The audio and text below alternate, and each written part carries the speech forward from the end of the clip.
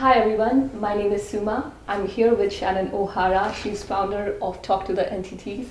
Talk to the Entities is education about the spirit world, and Shannon offers live classes around the world to help people to utilize their awareness in this area and create magical changes. Welcome, Shannon. Thank you so much. For someone who has not read your book yet, what are entities? Wow, well, let's jump right in. So entities, I mean, if you look at the word entity in English, it's actually an energy that's defined. That's the definition of entity. So a corporation is an entity. What I'm talking about with the work of Talk to the Entities is mostly the kind of entities that used to be people that don't have bodies anymore. And have you had any personal experience with haunted houses or ghosts? Unfortunately, yes, I have had lots of experience with haunted houses. Can you share one of them that kind of increased your awareness in this world? Okay, yeah. Well, all my life I've been super aware of ghosts. And so whenever I walk into a house that has any entities, which is, to be honest, most houses, there's always an experience of what's going on there, and that can vary dynamically based on the entity and why it's there and stuff like that. Do you see like a physical presence, or do you visually see them, or is it just a feeling? Both. And how can this awareness help us? How can the awareness about entities help us? Well, what I found was I tried to make my awareness of ghosts stop. And I spent a lot of my teens trying to make it go away through many different ways. And what that turned into was me being severely depressed and angry and not feeling good and just really messed up. And I got to the point where I actually wanted to kill myself. And instead of that, I started doing something that my father was really trying to get me to do, which was access consciousness. And he is the creator and founder of Access Consciousness. And he sort of had to trick me into using some of the tools because I didn't want to do the weird stuff that my dad did. But what came out of it was I started feeling better and better and better. And one day in my early 20s, when I was living in Santa Barbara in a small apartment, the living room filled with so many ghosts that I literally couldn't see the other side of the room. It was packed. And I knew it was ghosts. And I was like, oh, no, I don't want to deal with this. And I called him. I was like, oh my God, my house is full of ghosts. And he's like, that's great. And I was like, no, I hate it. And I shut the door and I like slammed it and I was like, refused. And the next several months, my life just got harder and worse and deteriorated, and my body didn't feel good and everything felt difficult. And I was out at his house months later complaining about my life. And he's like, well, what did you refuse to do?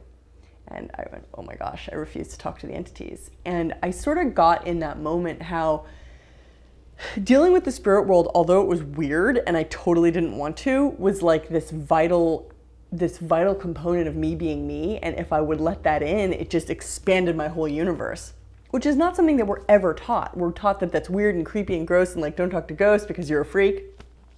And I sort of got like, okay, so even if I am a freak, because I think this is totally freaky, I can't deny the expansion of energy when I say yes to this. And so what really became the inspiration for me was, number one, getting out of me feeling crazy. Because when you're dealing with ghosts, and there's some people that are really sensitive to entities, they have like extreme awareness, and I'm one of them. And there are many, many people with this, and we're just not empowered to deal with it in this society and in this reality. And it can't really go away. It just mutates into all sorts of mental and physiological disorders. And so when you access the consciousness around the spirit world, which, believe it or not, is actually really easy and totally empowering and life-changing, your whole life changes. Your mood improves, your body feels better, your dealings with the world gets easier. No one teaches us this.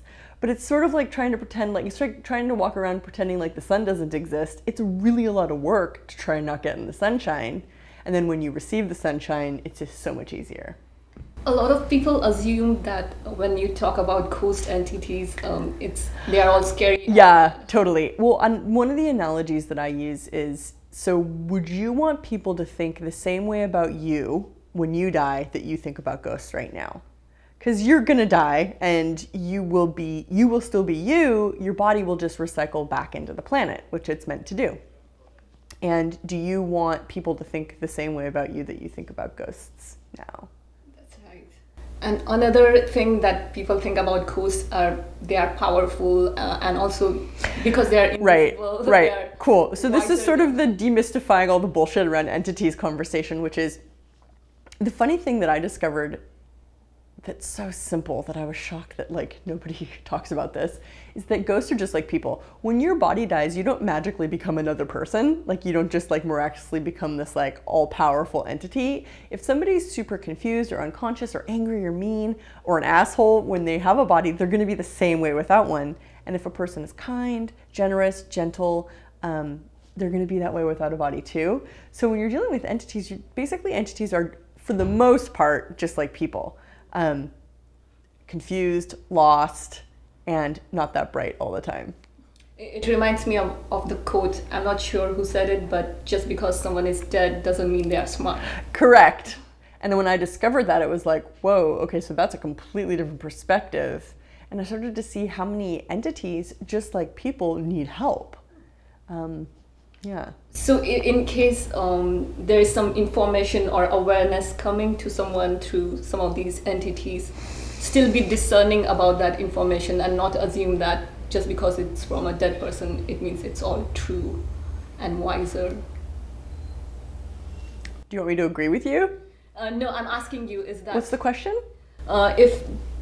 If some information or knowledge is coming through an entity that has passed over. Well, do you listen? Well, look, but this is the interesting thing. When you start to have a conversation about dealing with entities, you have to also look at the way that people deal with people. And a lot of people will just listen to stupid people and think that that's true and real.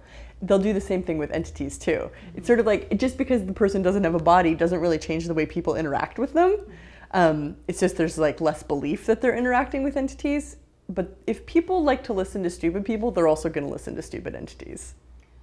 And I remember you also recently blogged about Earth Spirit. Can you share your awareness? Well, one of the big treats for me was like when I said yes to the spirit world, not only did I get to perceive all of the the awful entities, but I also got all the magical ones too.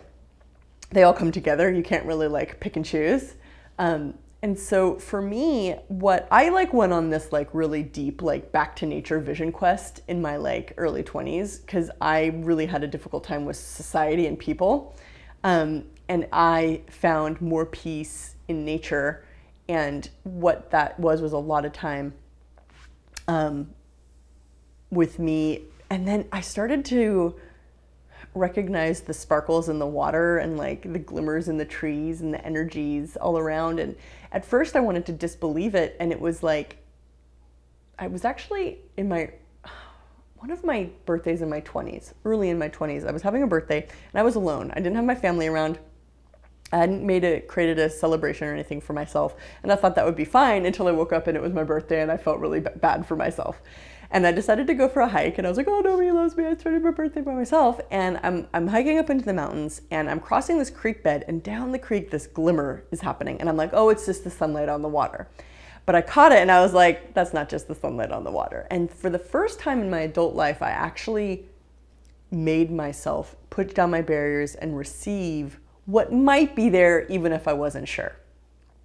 And instantly the tears came, and it was like this gushing of energy that came out as tears, but it was this gift that these water energies and spirits were gifting me that was so completely required.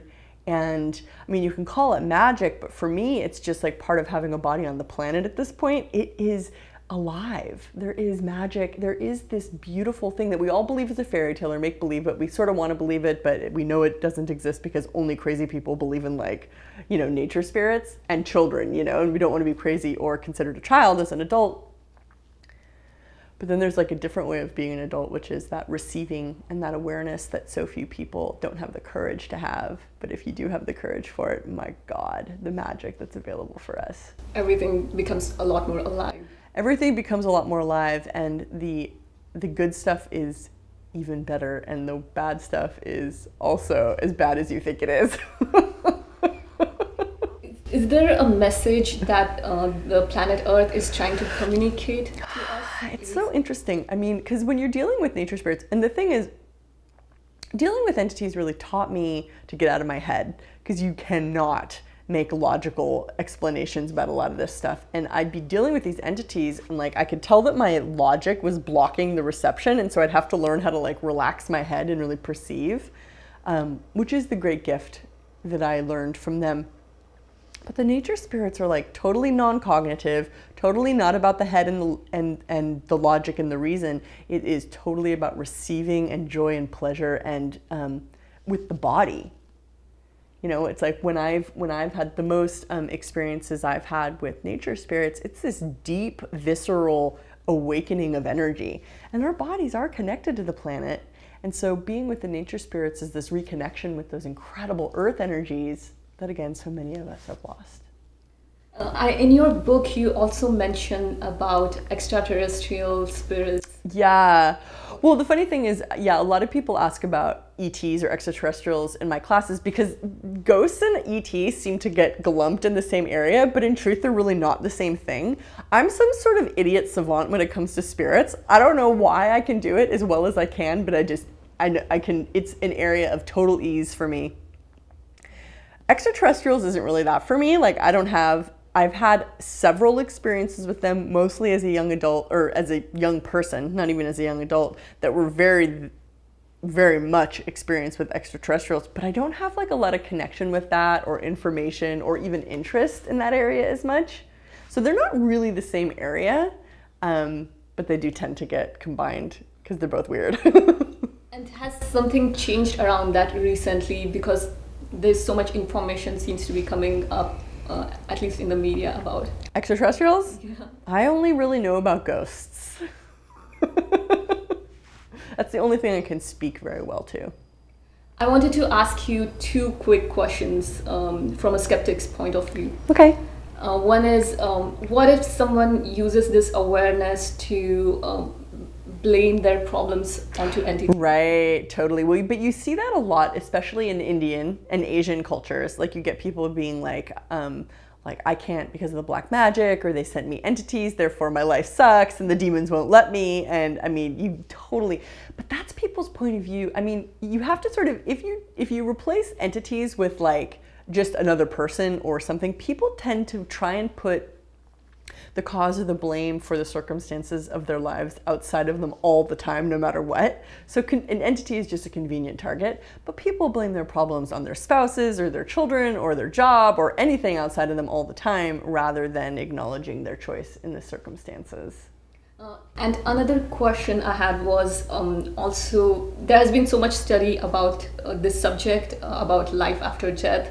Why do you think we don't still have like a solid physical proof? Because people are too stupid to perceive what's actually going on, and they want to understand it through their head rather than receiving the phenomenon of consciousness.